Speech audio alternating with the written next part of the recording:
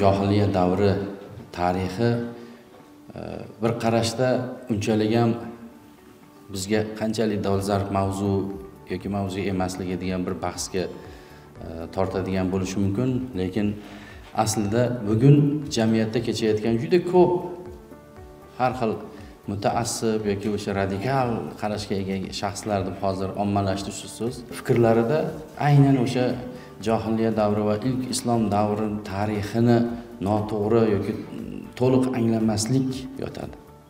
Shuning uchun ham ushbu davr tarixini ustoz dars berar ekanlar. O'zim ham juda ko'p ma'ruzalarni tinglaganman. Haqiqatdan ham o'rganishimiz, bilishimiz kerak bo'lgan narsa nihoyatda ko'p. Bugun bo'rttirib yoki boshqacha qilib ko'rsatilayotgan tarixni ortida aslida mohiyatni bilmaslik, asliyatni bilmaslik yotadi.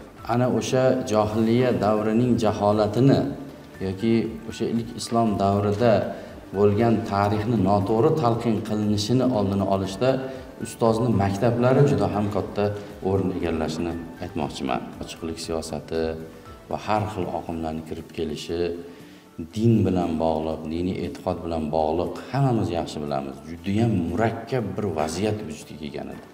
Qarang.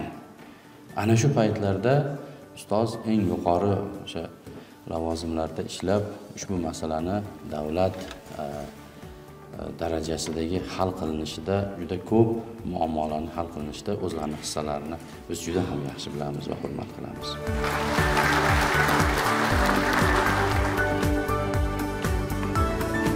Ruxsatingiz bilan men din ishlari bo'yicha qo'mita raisining tabrigini o'qib eshittirib bersam.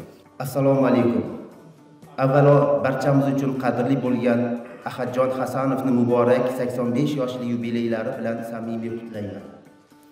Ahadjon Hasanov, biz sizni taniqli davlat va jamoat arbobi, taniqli olim, vatanparvar, samimiy inson, shogirdlarga to'g'ri yo'l ko'rsatuvchi, jonkuyar ustoz sifatida hurmat qilamiz.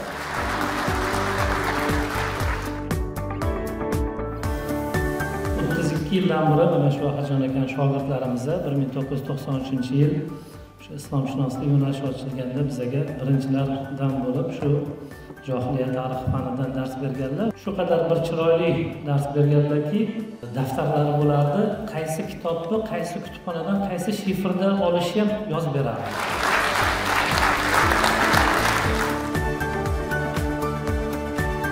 Ahadjon 1958-yilda fakultetga kirganimda, men arab bo'limida, bular arab mamlakatlar tarixi gruppasida o'qidilar.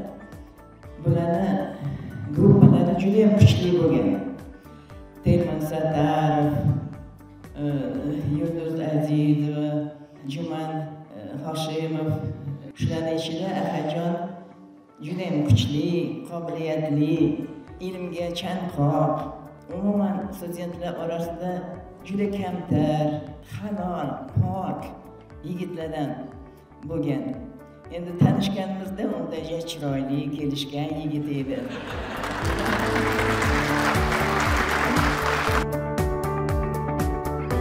Ustozni har bir o'sha insoniy fazilatlari, kamtarliklari doim biz uchun ibrat bo'lib kelgan.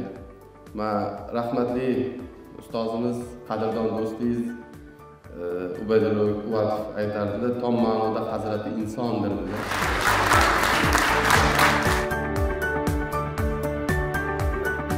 Adam 100 yoshga kirganlarda ham Xudo xolisa qatorimizdan xato o'tmay, mana shu joylarda, chiroyli tadbirlarda samimiy tabriklash hammamizga ham nasib qilsin.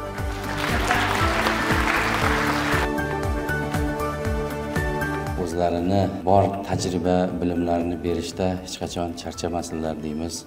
Ustoz, biz sizga hamisha havas qilganmiz, hamisha biz sizni hurmat qilamiz va butun jamoamizni sharqshunoslar, islomshunoslar, umuman ilm ahli ziyolilar jamoasining ehtiromini qabul qilasiz degan bizni sizga murojaatimiz bor.